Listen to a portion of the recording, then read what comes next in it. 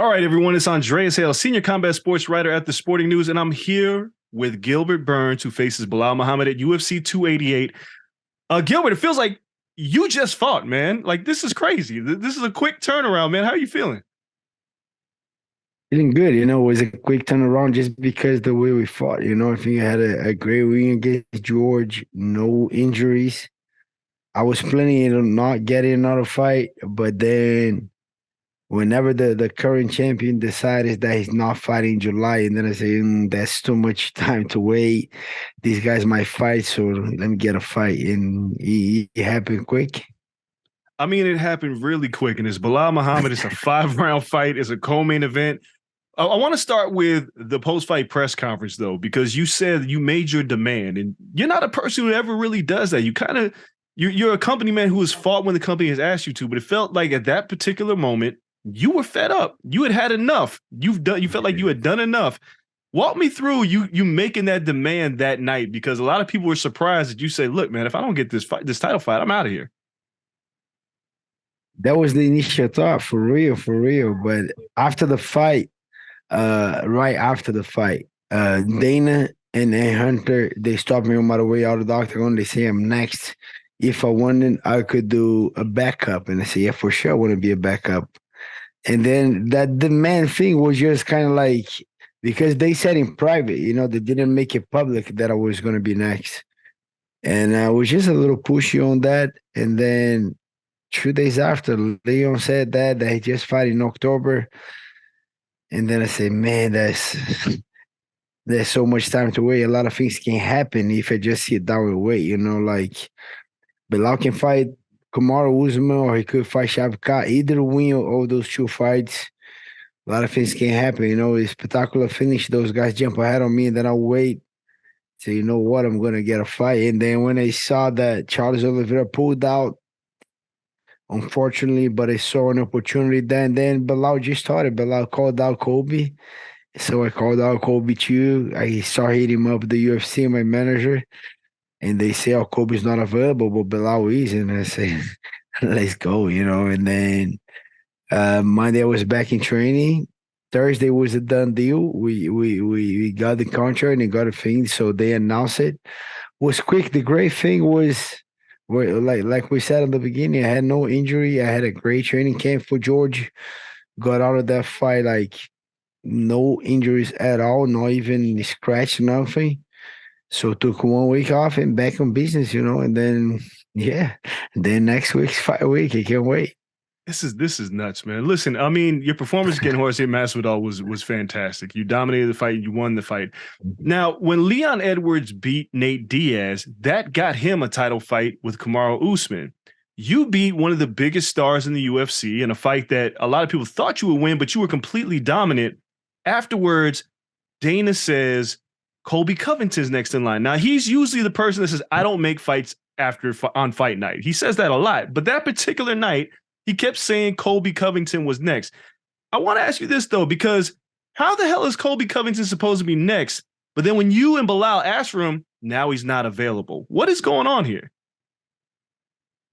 He's gonna be next. That's what he said. I don't know. I think something interesting is happening that Kobe's next. For sure. He hasn't been fighting, but I don't blame him, Kobe. The if you want to blame someone, you gotta blame the UFC, because if I'm Kobe and I'm just be George, and then the whole thing happened, and I'm sitting down and I'm waiting, I'm training, and the UFC call me and, hey, do you want a title shot? For sure, I'm gonna say yes. I don't think it's Kobe's fault on that, but to be honest, it is what it is. I'm not gonna be, like I said many times, I'm not a complainer, and I'm not gonna sit down and wait and hope and I'm gonna beat everybody. I want to beat all of these guys and be undeniable. Be the guy that, wow, look at this guy did in freaking 5 months. He got to be next. And then we'll see. But sometimes it's just how the things work. Sometimes guys get a little hard away. Hard road. A couple guys get an easy road, but I guarantee everyone that got that hard road and made it, he's so much valuable. So he's way more valuable to these guys. They like Warriors. We see like Glover Teixeira was a champion that everyone like it, everyone like support, and many others, but even Charles Oliveira is one of the guys that he's huge in Brazil. He had to fight everybody.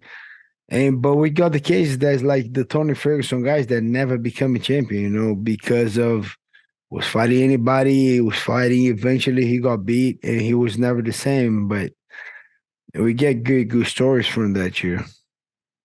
Now, for you, this is a 5-round fight. Whose idea was this? Because it's a co-main event, it's a non-title fight. It ends up being a 5-round fight, and you just fought a month ago. How did that happen? That was Belal Muhammad. He asked for it.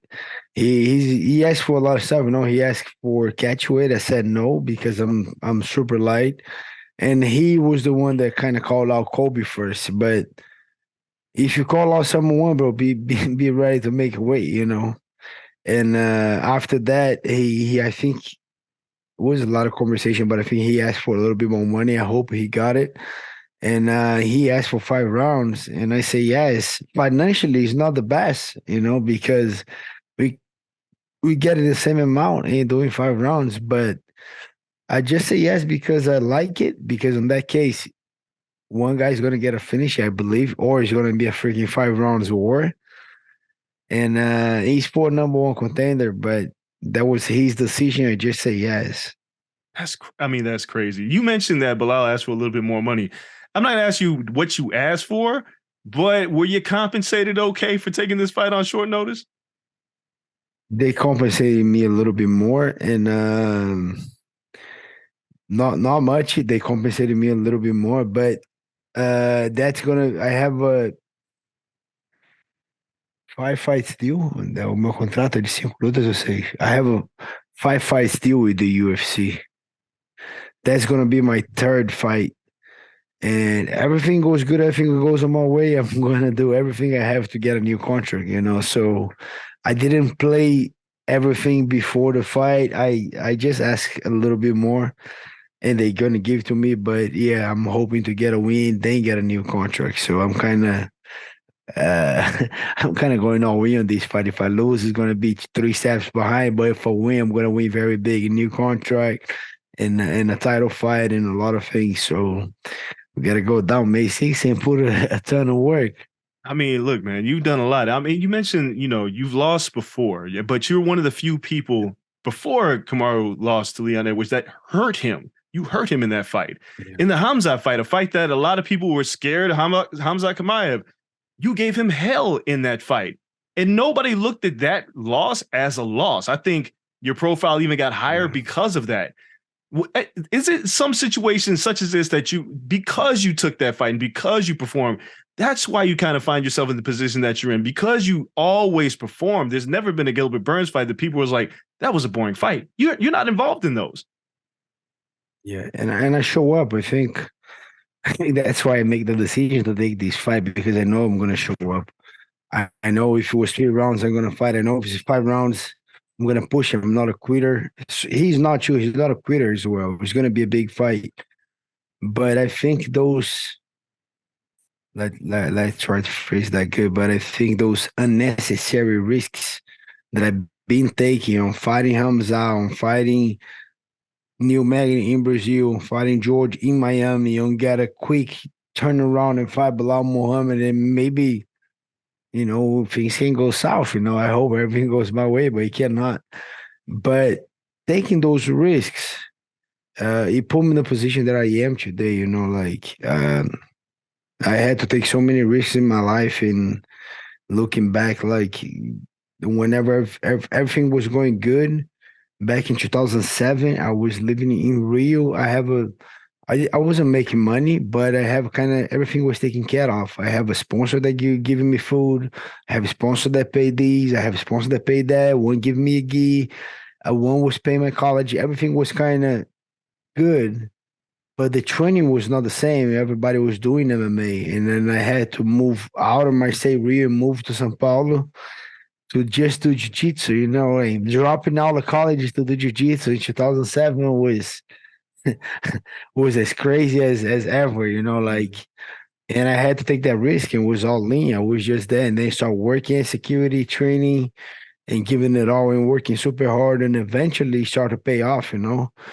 But I remember 2007 when I did that change, that move. In 2008 was one of the hardest years I ever had, and then was no way back, was no coming back, it was just I gotta make it happen. And eventually I make 2009, things start getting better.